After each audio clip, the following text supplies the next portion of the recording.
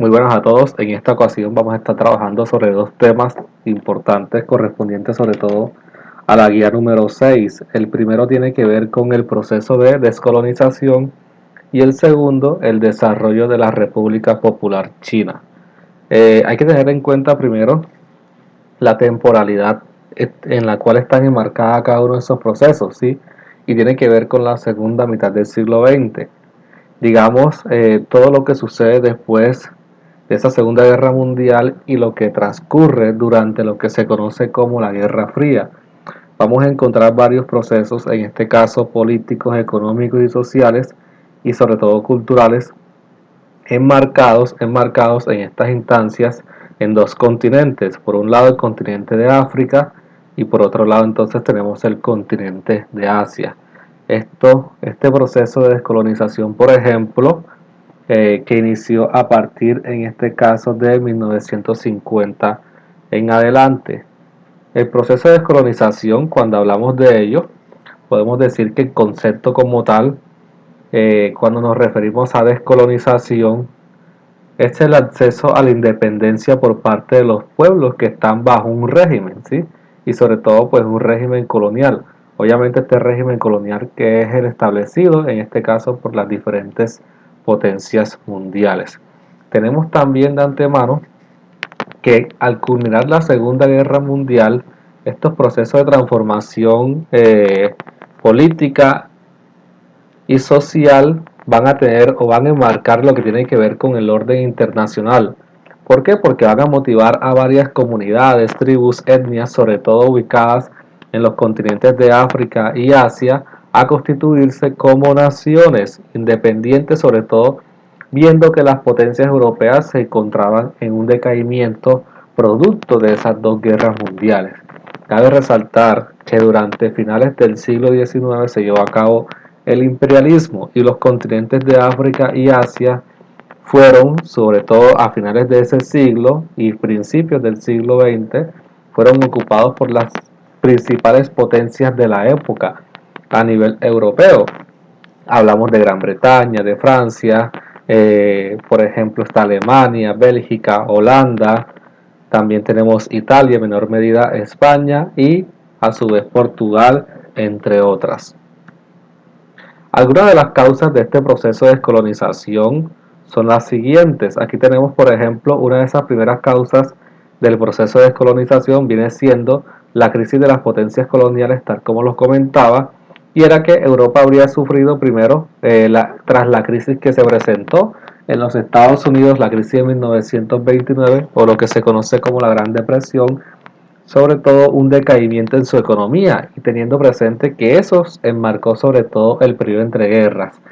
Las dos guerras mundiales van a ser fatales para los países potencias en Europa porque aparte de sufrir la destrucción de sus territorios, sus economías industriales se van a ver afectadas. Eso también fue una de las causas entonces que motivaron al ver ese debilitamiento por parte de estas etnias o comunidades africanas y asiáticas a poder emanciparse. La explosión demográfica, entonces aquí tenemos, por ejemplo, lo siguiente: en África y Asia desciende la mortalidad porque hay unas mejoras higiénicas, ¿sí? Y la natalidad en cierto modo se mantiene. ¿Qué quiere decir? Que comienzan a crecer y a crecer y a crecer la población africana.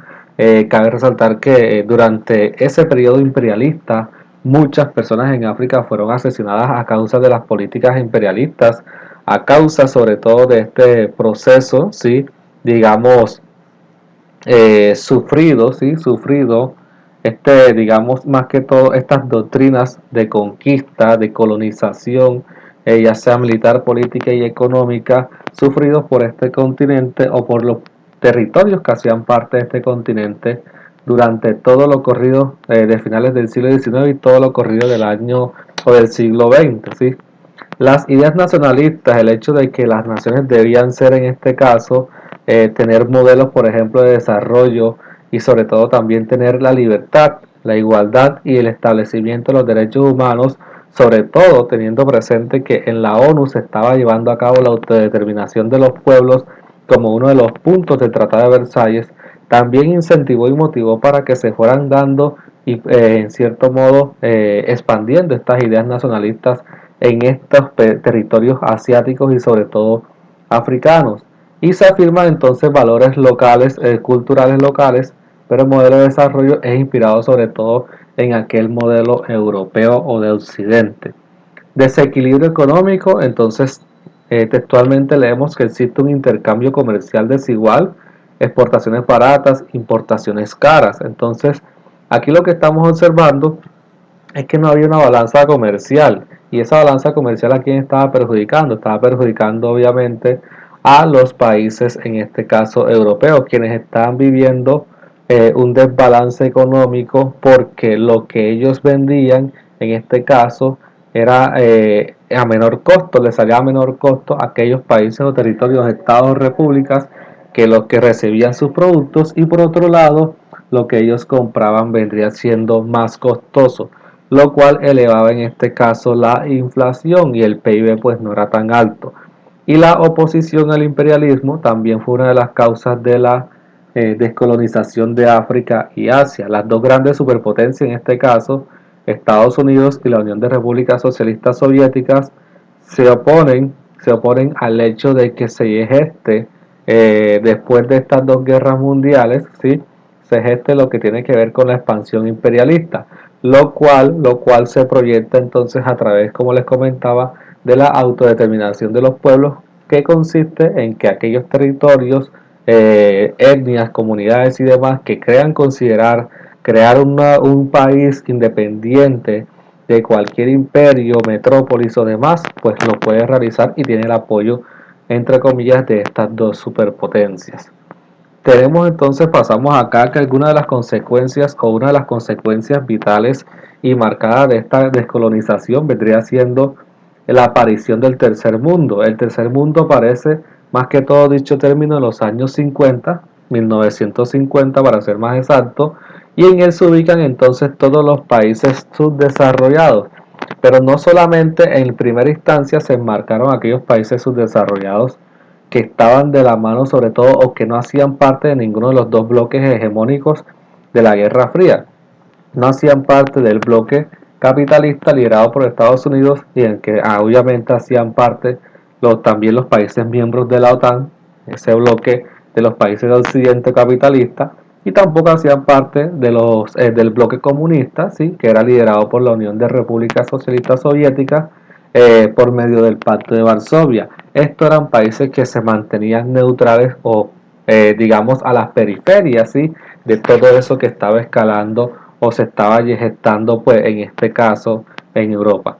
Tenemos algunas fases de la descolonización de África y Asia, entre las que podemos destacar tres fases. La primera, que va desde 1945 hasta 1955, que corresponde a los movimientos nacionalistas, principalmente en Asia y África. Y es aquí, en este periodo entonces, donde se van a dar varias independencias, tipos de movimientos que buscaban sobre todo en Asia, África y en el mundo árabe, ¿sí? En el mundo árabe buscaban más que todo la libertad, ¿sí?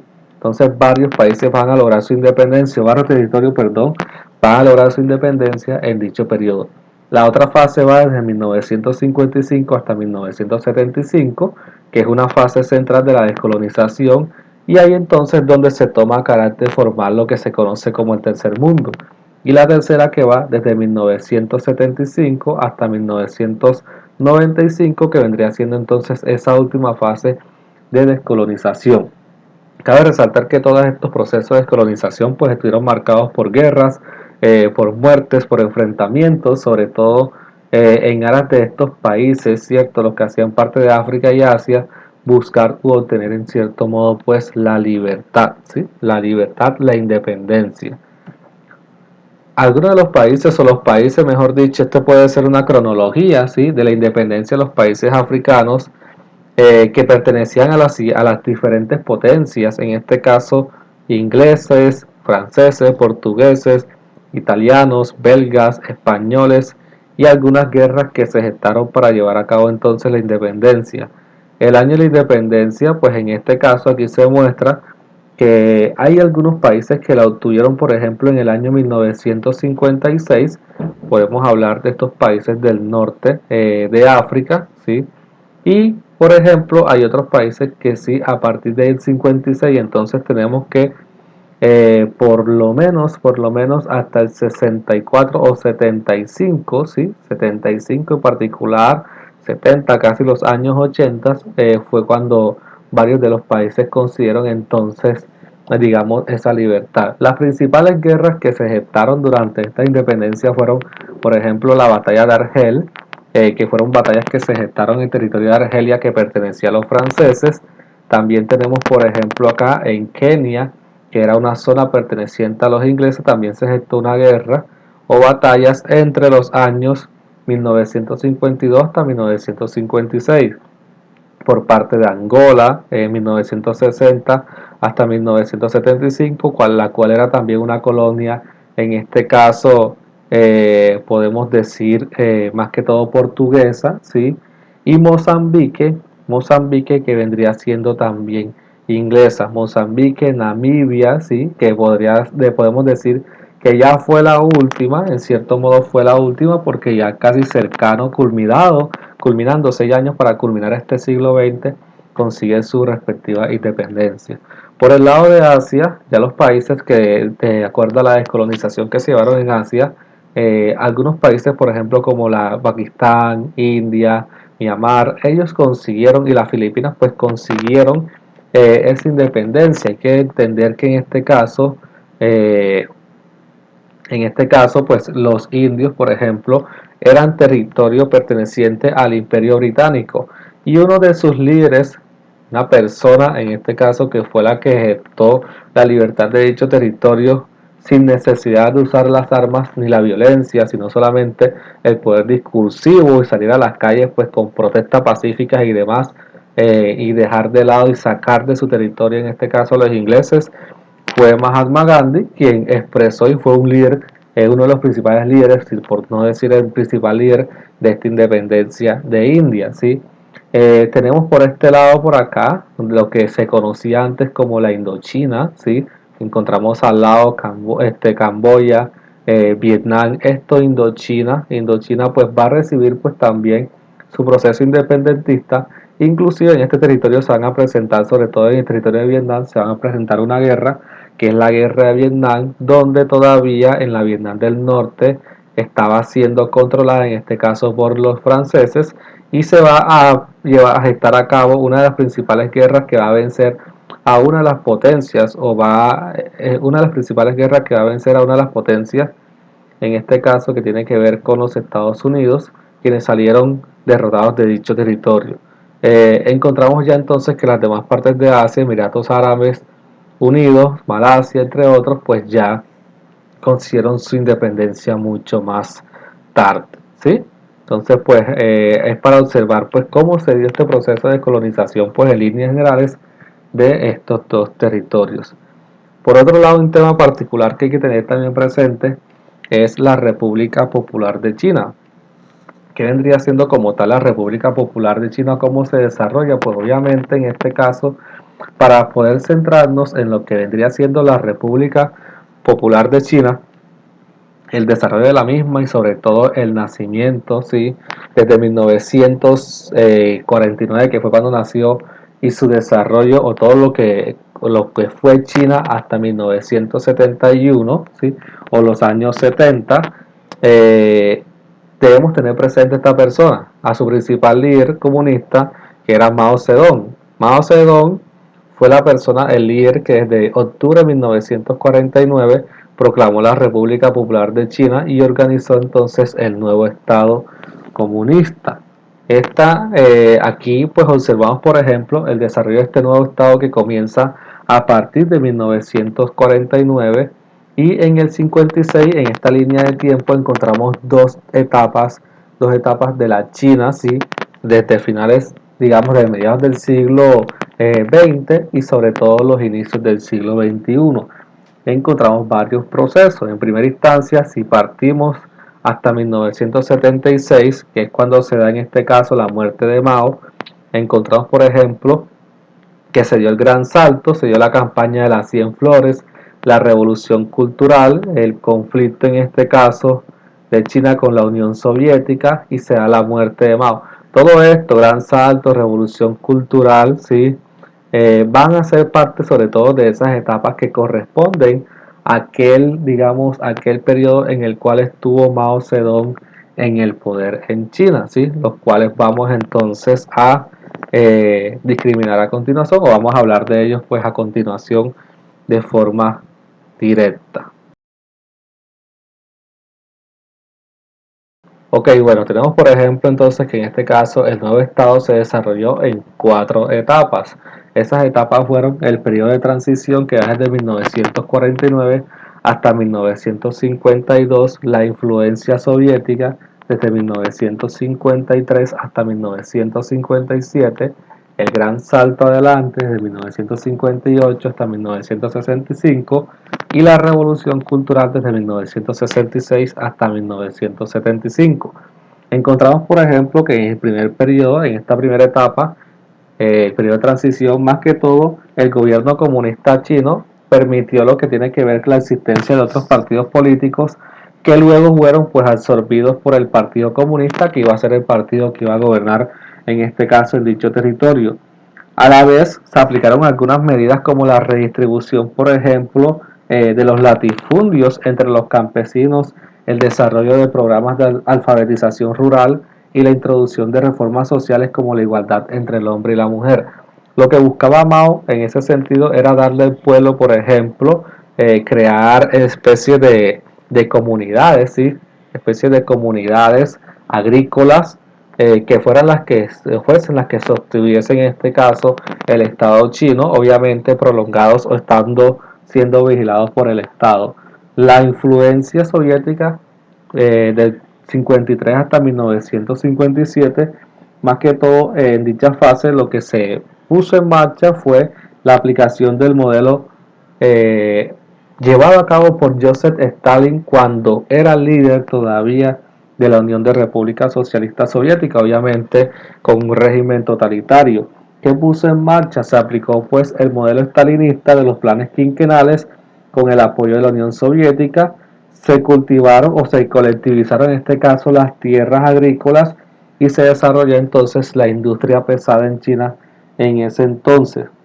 La influencia de Mao, cabe resaltar, se reforzó más que todo cuando la Constitución lo declaró presidente de la República y gran timonel de la revolución. Y hacia fines de la década de 1950, este empezó a percibir entonces la ineficiencia del modelo económico soviético, cuestionó la política de la coexistencia, en este caso pacífica, con respecto al bloque occidental, que era esa coexistencia pacífica era una de las fases que caracterizó en este caso a la Guerra Fría, ¿sí? Una coexistencia pacífica entre Estados Unidos y la Unión de Repúblicas Socialistas Soviéticas, quienes a través de su líder político o soviético de ese entonces, Nikita Khrushchev, llevaron a cabo esa coexistencia o digamos esa paz, ¿sí? Prolongada entre ellos y los Estados Unidos.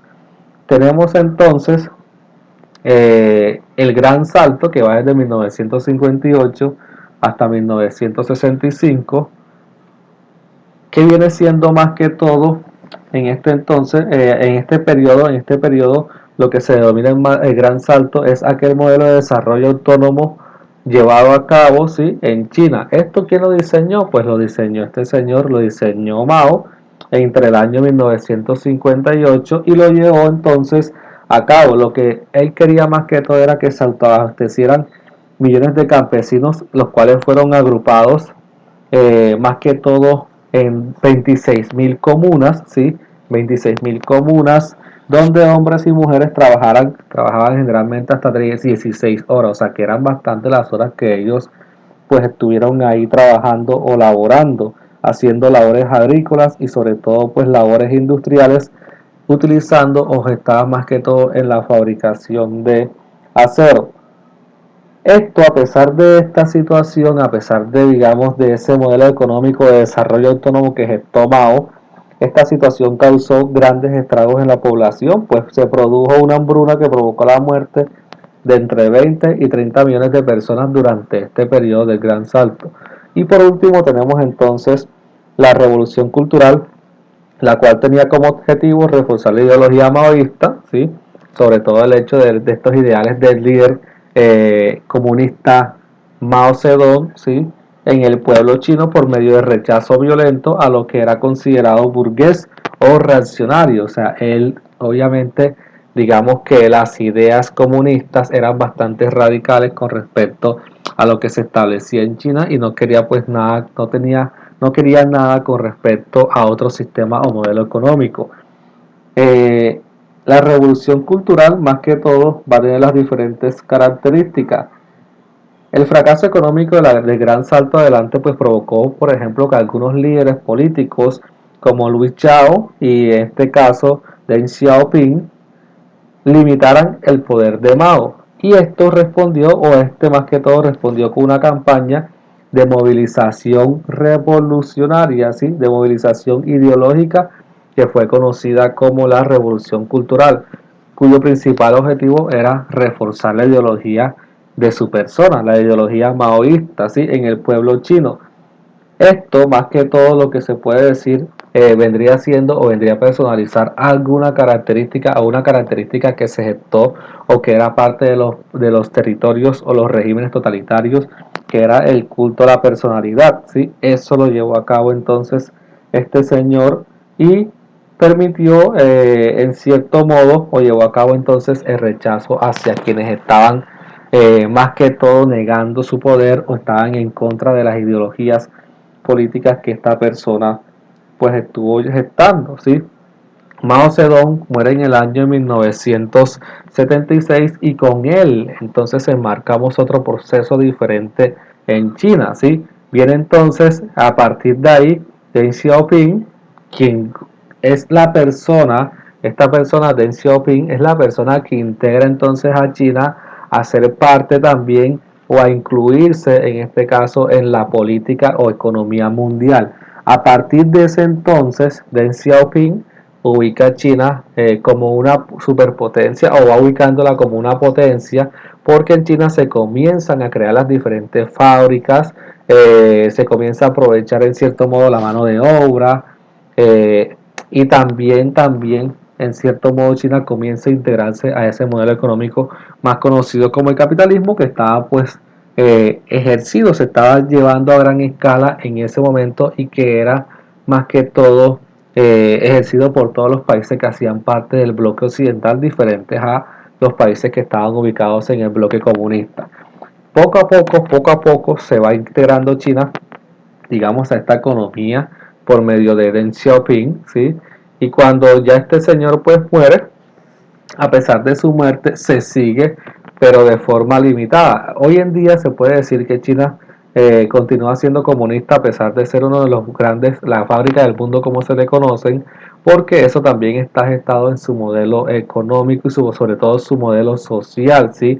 De control social y político, que está basado mucho en digamos, esta ideología, ¿sí? Que viene siendo con el comunismo, enfatizado sobre todo en cómo se controla la población, en el establecimiento sobre todo solamente de un partido político, el comunista, y sobre todo de los líderes que son las personas que gobiernan durante un tiempo pues bastante establecido. Y está Hu Jintao, que es la persona pues que está liderando China en este entonces, pues quien está en el poder.